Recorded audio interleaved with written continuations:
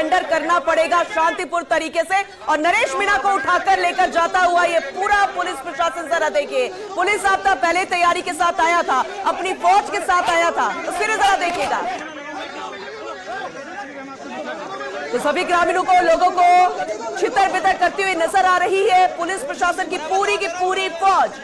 साफ कह दिया नरेश मीणा ने, नरेश मीणा हिरासत में ले लिए गए। इस वक्त की सबसे बड़ी खबर फॉक्स इंडिया न्यूज पर आप तक पहुंचा रहे हैं। नरेश मीणा प्रकरण में लेटेस्ट अपडेट, नरेश मीणा आखिरकार पुलिस गिरफ्त में, हिरासत में ले लिया गया है। उन्होंने कहा कि मैं सरेंडर नहीं करूंगा। नरेश मीणा कहते रहे मैं सरेंडर नहीं करने वाला, मैं बातचीत करने के लिए तैयार हूं, सामने वाले घर में चलिए, मैं वहां पर बातचीत करूंगा। लेकिन पुलिस प्रशासन अपने तरीके से कार्रवाई करती है और वो वहां से नरेश मीणा को उठाकर लेकर जा रही है। और आपको तस्वीरें जरा देखिए किस तरीके से पुलिस प्रशासन नरेश मीणा को गिरफ्त में ले चुका है और अब उसे अपने नियमों के तहत, अपनी कार्रवाई के तहत आगे का प्रोसेस रहेगा। फिलहाल इस वक्त की बड़ी खबर, तनावपूर्ण स्थिति नहीं बनने दी जाएगी। पुलिस प्रशासन द्वारा पहले तैयारी कर ली गई थी कि जो स्थिति कल बन पड़ी वो आने वाले समय में, आने वाले भविष्य में समरावता में नहीं देखने को मिलेगी। और उसी की तैयारी देखिए, गाड़ी पहले से तैयार थी और उसी में नरेश मीणा हिरासत में ले लिए गए हैं। गाड़ी के अंदर बिठा दिया गया है नरेश मीणा को।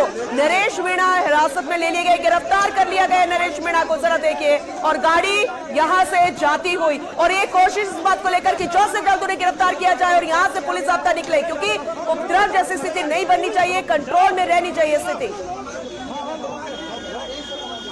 हालांकि नरेश मीणा सरेंडर के लिए तैयार नहीं थे, अपनी बातों से वो मुकर गए। जैसे कि उन्होंने पहले कहा था कि मैं सरेंडर कर दूंगा, लेकिन जब पुलिस उन्हें पकड़ने के लिए आए तो साफ मना कर दिया। ये गाड़ी आपको दिखा रहे हैं, नरेश मीणा इसी गाड़ी के अंदर गिरफ्तार कर लिए गए हैं और अब पुलिस आपका यहां से सबसे पहले उसी गाड़ी को रवाना करता हुआ, ताकि उनके समर्थक जो है वो आक्रोशित ना हो जाए, माहौल ना ज्यादा गरमाए। पुलिस का एक्शन और हो गया है अरेस्ट नरेश मीणा, जिन्होंने एसडीएम को थप्पड़ मारा, जिनके कहने पर समर्थक धरना प्रदर्शन पर बैठे, माहौल गरमाया, आगजनी की घटना को अंजाम दिया गया, पुलिस वालों पर पत्थरबाजी हुई, पुलिस वालों पर हमला किया गया। लेकिन अब ऐसी स्थिति बनती नहीं नजर आएगी। जो स्थिति बिगड़ी थी उस स्थिति को ही सही करने की कोशिश पुलिस प्रशासन द्वारा। आखिरकार नरेश मीणा गिरफ्तार हो गए हैं। इस वक्त की सबसे बड़ी खबर आप तक पहुंचा रहे हैं। देश भर में यही सवाल था कि आखिर देवली उनियारा में हुआ क्या, आखिर क्यों इस निर्दलीय प्रत्याशी ने एसडीएम को थप्पड़ जड़ा। हालांकि उन्होंने कई आरोप लगा दिए, कई तरह की बातें कही, लेकिन पुलिस प्रशासन राजस्थान का कितना सक्रिय है जरा देखिए। हालांकि कल हिरासत में लिया गया था, लेकिन हिरासत से फरार हो गए थे क्योंकि उनके समर्थकों ने माहौल को गरमा दिया था। इस बात की कोशिश पुलिस प्रशासन की थी कि आम लोग जो बेकसूर है वो उस उपद्रव का हिस्सा ना बन जाए, उनको चोटिल वो ना हो जाए, जो कि तस्वीरें भी सामने आई। कई तरह के सवाल थे, अब जांच के बाद ही सब कुछ साफ होगा। और जो अपनी बातों को कहना चाहते हैं नरेश मीणा, अब पुलिस हिरासत में रहकर ही अपनी बातों को कह पाएंगे।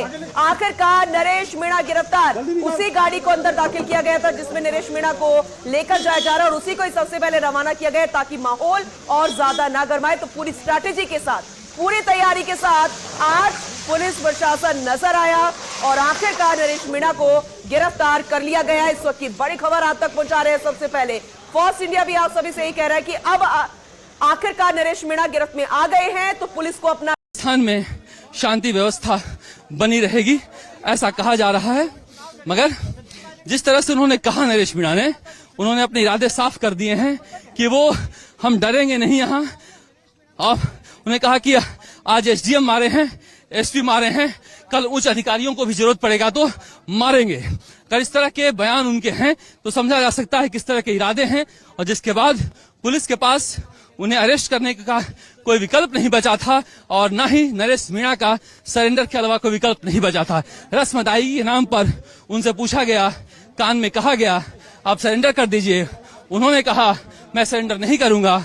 और उसके बाद पुलिस उस स्टेज पर चढ़ी जिस स्टेज पर कल मीणावटी गाने के लिए डीजे लगा हुआ था और उन्हें उनकी बाहें पकड़ के दौड़ाते हुए ले आई और वज्रवाहन में डालकर उन्हें थाने लेकर रवाना हो गई है, जहां पर पूरे मसले पर पूछताछ की जाएगी। अब इनके जाते ही कहा जा रहा है कि घंटे भर में राजस्थान सरकार के कैबिनेट मंत्री और कद्दावर मीणा नेता डॉक्टर किरोड़ीलाल मीणा इस गांव में आएंगे। जो कुछ मुआवजा ऐलान करना है या जो कुछ नुकसान हुआ है उसकी पूरी जांच होगी और गांव वालों के जो जख्म हैं उन पर मरहम लगाए जाएंगे।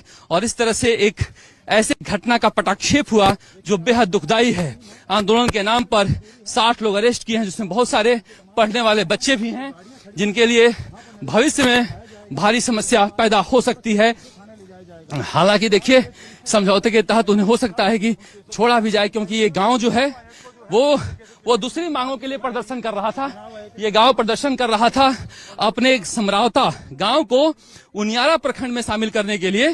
कोई पॉलिटिकल मांग नहीं थी, मगर चूंकि नरेश मीणा यहाँ आते हैं और जो बैकाट जो गांव वाले करने की कोशिश कर रहे थे, उस बैकाट को खत्म करने के लिए एसडीएम अमित चौधरी, आशा सहयोगिनी और टीचर जो सरकारी कर्मचारी होते हैं, उनसे दबाव डालकर, जैसा कि आरोप है नरेश मीणा का, वोट डलवाते हैं। उसके बाद पूरा मामला बिखर जाता है। वो अंदर जाते हैं बूथ में, जो आप पिक्चर में देख रहे होंगे, वो अंदर जाते हैं बूथ में दौड़ते हुए, और दौड़ते हुए बाहर निकलते हैं और सीधे थप्पड़ रसीद कर देते हैं एसडीएम अमित चौधरी को। उसके बाद वो समझते हैं जो हमने काम किया है, अरेस्ट किए जाएंगे। वहां से वो मूव करने के बजाय बेहद चालाकी से गांव वालों के बीच घेर कर बैठ जाते हैं और शाम तक इंतजार करते हैं। पुलिस इंतजार करती है चुनाव खत्म होने का, क्योंकि मीणा समाज का एक सेंटीमेंट उनके साथ जुड़ा हुआ था और उन्होंने इस चुनाव में जोड़ा भी कि एक युवा नेता को कांग्रेस ने टिकट काट दिया। लेकिन आज भी वो मुख्यमंत्री भजन लाल शर्मा के लिए कुछ नहीं बोले। लगातार कांग्रेस और कांग्रेस के नेताओं और कांग्रेस के सांसद पर हमला बोल रहे हैं। इसलिए लग रहा है कि वो बीजेपी के प्रति कुछ सॉफ्ट हैं। मगर जिस तरह से जो कुछ हुआ है, निश्चित रूप से कहा जाता है कि नरेश मीणा की छात्र राजनीति से निकले, राजस्थान विश्वविद्यालय के महासचिव रहे नरेश मीणा, कभी वसुंधरा राजे के बेहद करीबी थे और वसुंधरा राजे उन्हें अपने बेटे की तरह कहती थी। कहा जाने लगा था कि दत्तक पुत्र हैं। उसके बाद ये सचिन पायलट के करीब